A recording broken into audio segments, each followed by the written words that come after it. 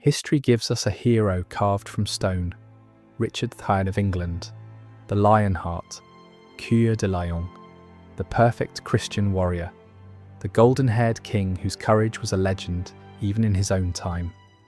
We see him on the battlefields of the Holy Land, his great sword cleaving through Saracen banners, his voice a roar that could rally a broken army.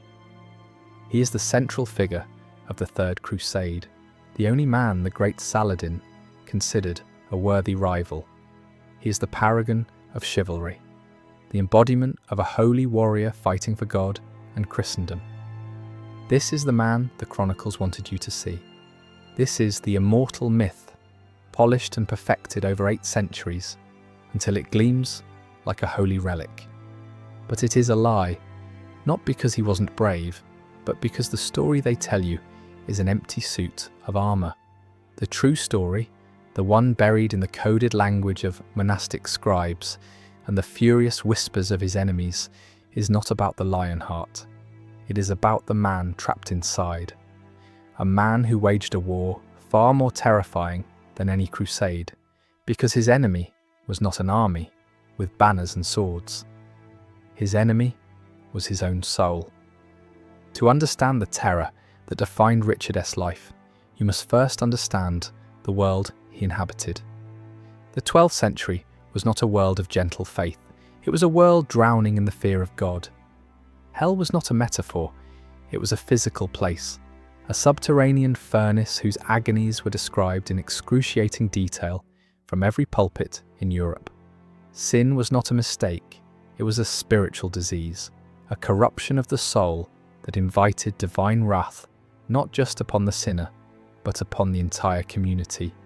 A failed harvest, a plague that wiped out a village, a child born with deformities, these were not accidents of nature. They were punishments. They were the direct result of sin festering in the heart of the kingdom. And of all the sins that could pull God his vengeance from the heavens, the most unspeakable, the one that terrified the medieval mind beyond all others, was the sin of Sodom. Peccatum contra naturam. The crime against nature. It was not just a private act.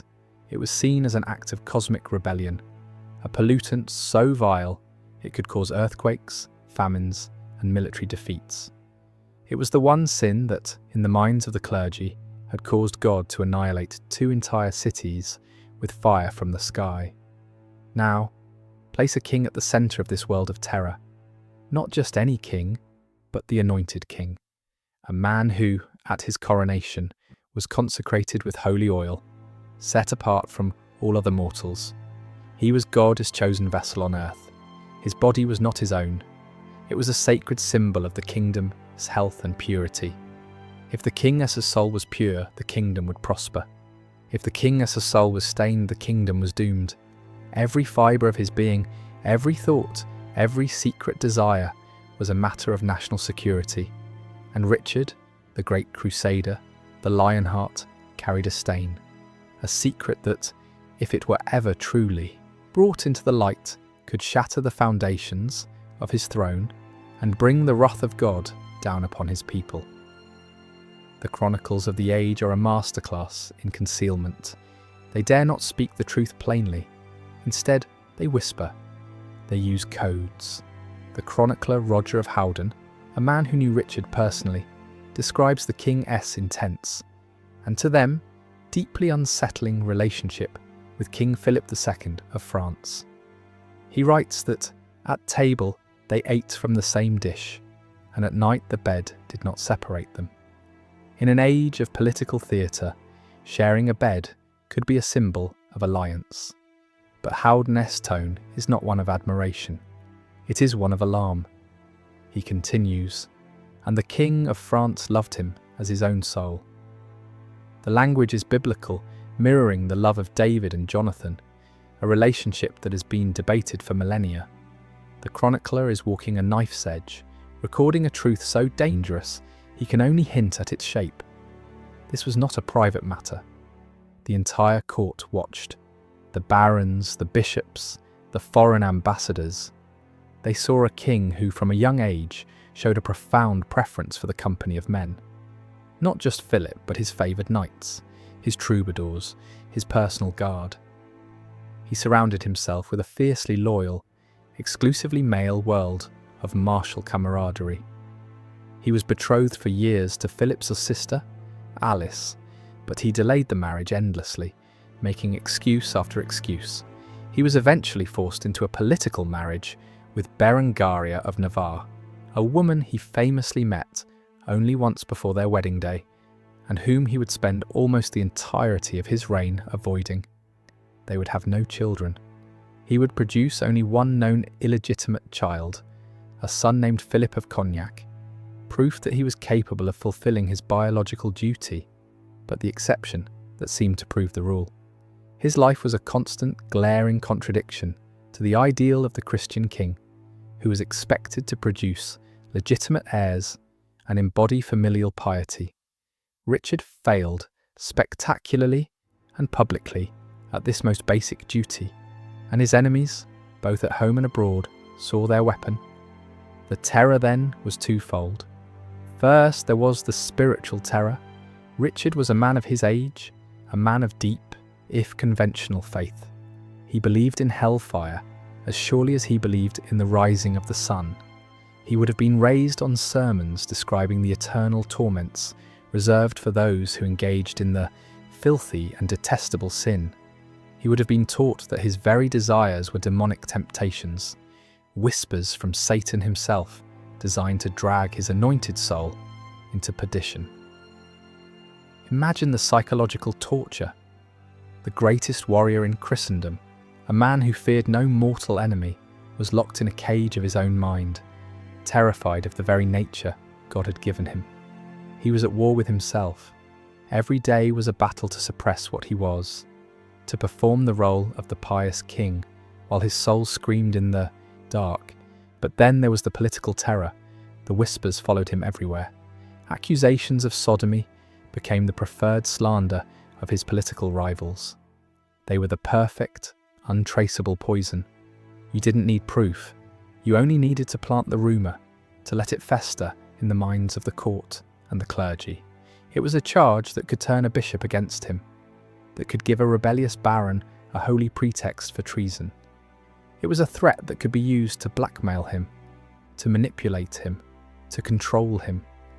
His deepest secret was his greatest vulnerability. And in the brutal world of 12th century politics, a vulnerability like that would not go unexploited.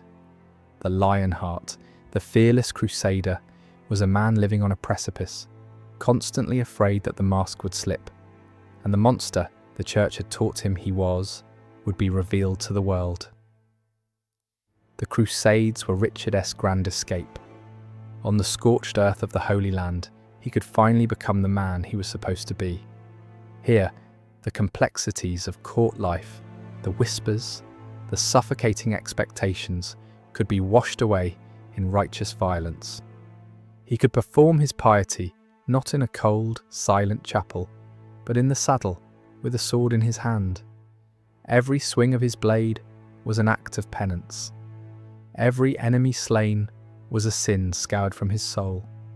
This was a language he understood. He was not a husband, not a father, not a conventional king. He was a warrior, and the crusade was the perfect, holy justification for him to abandon every duty that tormented him back home. He could leave his unwanted wife, his fractious kingdom, his own unbearable secret, and sail east towards a land where his violent nature would be celebrated as a virtue. But the escape was an illusion. The war within him travelled with him, packed away in his baggage like a hair shirt. The fear of God's wrath was a relentless shadow even under the blinding Palestinian sun. And this is where the story takes a turn, into a darkness that the heroic chronicles barely dare to touch. It is the story of how Richard, tormented by his own nature, sought to purify himself through acts of extreme, public, and often psychologically brutal piety. These were not the gentle prayers of a humble king. They were the desperate, violent acts of a man terrified of his own damnation. Shortly after his arrival in the Holy Land, before the great siege of Acre, Richard was struck by a severe illness. The chronicles call it arnaldia, a mysterious sickness that caused his hair and nails to fall out. To the medieval mind, such a sudden, grotesque affliction was not a simple disease. It was a sign. It was the hand of God, striking him down for his impurity at the very outset of his holy quest. The terror that must have gripped him is unimaginable. Here he was, the leader of Christendom's greatest army, and God himself was marking him as unclean. His reaction was not one of quiet contemplation. It was a spectacle of self-abasement. According to the chronicler Ambrose, who was an eyewitness to the crusade, Richard had his priests brought to his tent. He confessed his sins, not in the privacy of a confessional, but in a loud, wailing performance for those around him to hear. But this was not enough. He needed a more profound act of cleansing. He announced that he was renouncing his life of sin, and as a public sign of this, he demanded that his wife, Berengaria, be brought to him immediately. He would consummate their marriage, here in the middle of a war zone, not as an act of love or desire, but as a desperate, ritualistic act of purification. He would force himself into the role of the husband to appease the God who was punishing him. He was using his wife's body as an altar upon which to sacrifice his own nature. This act set the pattern for his entire reign. His piety was a form of violence, directed both inward at himself and outward at those around him. Later in his life, back in Europe, this psychological battle would explode into an even more shocking public display. In the year 1195, Richard once again fell gravely ill. Convinced that this was another divine punishment for his unnatural life, he summoned the highest-ranking churchman in his domain to his bedside. What followed was not a confession. It was a state-sanctioned exorcism of his own soul. According to Roger of Howden, Richard, in front of this assembly of stern-faced bishops, confessed that he had been living a life of filthiness and was unmindful of his Creator. Then, in a gesture of extreme penitence, he stripped himself bare. He placed a makeshift noose, a rope used for tethering horses, around his own neck, and handed the other end to the bishops. He then commanded them to scourge him, to whip his naked body as a penance for his sins. Imagine the scene. The most powerful warrior king in Europe, a man whose physical prowess was legendary, willingly, even desperately, submitting himself to a ritual of complete humiliation. The bishops, holding the scourge, were no longer just priests. They were instruments of the king's own self-loathing. Each lash of the whip was a blow against the part of himself he had been taught to despise. He was not just atoning for his sins, he was trying to beat his own nature out of his body. He was performing his own monstrosity for the world to see, and then performing its destruction. And to complete the ritual, he once again sent for his wife, Berengaria, the woman he had spent a decade ignoring. He publicly reconciled with her, brought her back to his bed, and, as Howden writes, became one flesh with her and put away all illicit intercourse. The performance was complete. He had confessed, he had been punished, and he had returned to the sacrament of marriage. He had shown the world and God that he was cured. He had put the Lionheart mask back on, but a cure that requires such a violent public spectacle is not a cure. It is a desperate act of repression, a temporary dam built against a relentless sea. The terror was still there, lurking beneath the surface, waiting for the next moment of weakness, the next sign of God's displeasure. The kingdom was safe, the bishops were satisfied, but the man himself was still trapped, his soul still a battlefield. The only peace he could ever find was in the brief, brutal oblivion of actual war. Richard's internal war cast a long and bloody shadow. A king who is at war with himself cannot rule in peace. His desperate need for purification, his terror of his own nature, bled into his kingship, shaping his decisions and fueling a capacity for a cruelty that the heroic myths conveniently forget. This wasn't the simple brutality of a medieval warrior. It was the focused, righteous, and often symbolic violence of a man trying to scour the world of the impurity he feared within himself. If he could not cleanse the stain on his own soul, he would project it onto others and annihilate it there. The most infamous example of this projection, an act of such calculated savagery that it shocked even the battle-hardened minds of the 12th century, occurred on the 20th of August, 1191, in the shadow of the newly conquered city of Acre. Richard had taken nearly 3,000 Muslim prisoners during the siege soldiers, but also women and children, their families. According to the terms of the city's surrender, these prisoners were to be exchanged for a ransom of gold and the return of the True Cross, which Saladin's forces had captured years earlier. But the negotiations stalled. Saladin, perhaps testing Richard's resolve, delayed the payment. For Richard, this was more than a political setback. In his tormented mind, it was a spiritual crisis. He was the leader of a holy war. These prisoners were not just enemy combatants, they were infidels. They were the physical embodiment of the unholy forces he had come to destroy. Their continued existence was a stain on his Christian victory, a lingering pocket of impurity in a land he was meant to cleanse. His own chroniclers describe his growing impatience, his rage, his conviction that he was being mocked. His fear of goddess displeasure, always simmering beneath the surface, began to boil over. He saw the delay not as a negotiation tactic, but as a divine test. Was he truly committed to purifying the Holy Land? Or was he just another soft, sinful European king? He made a decision. It was not a military decision, it was a theological one, a horrifying act of ritual cleansing. He ordered every single one of the prisoners to be brought out before the walls of Acre, in full view of Saladin's horrified army. And there, under the blistering sun, he had them all executed, men, women, and children. Nearly 3,000 souls. The Christian chroniclers who witnessed it struggle to describe the scene.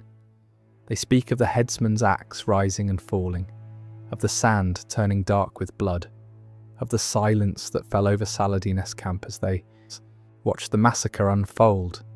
This was not a fit of temper. It was a public sacrifice.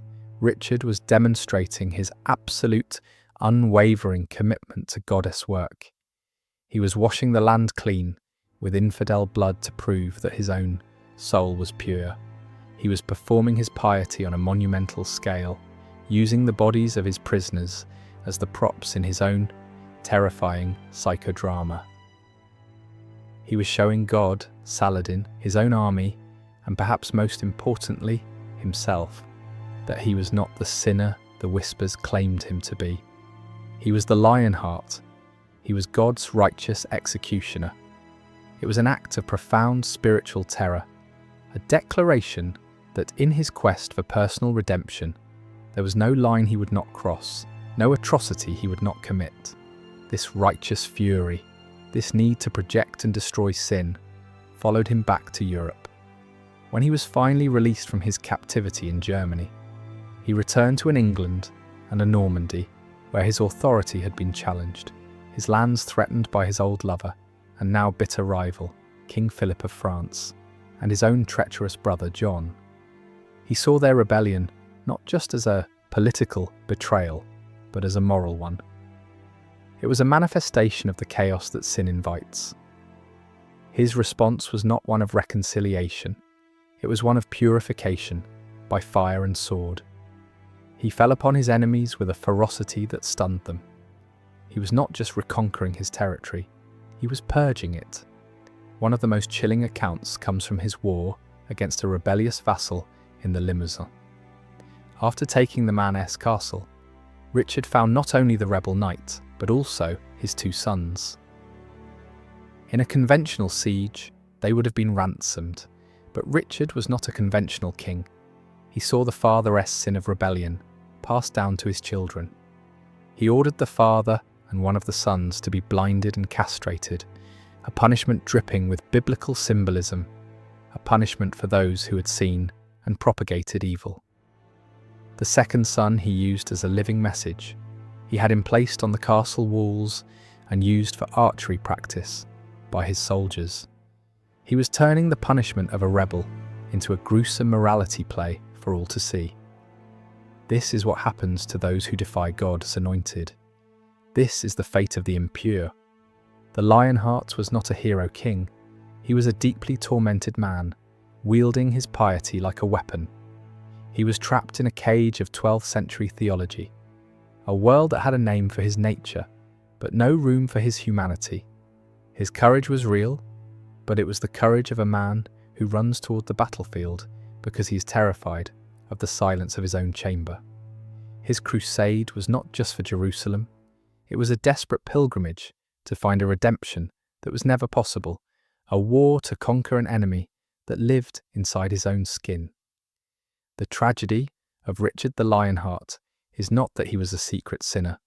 It is that he lived and died in a world that convinced him that the noblest parts of his heart were the mark of the devil, turning a man who might have been a great king into a magnificent, terrifying, and ultimately broken monster.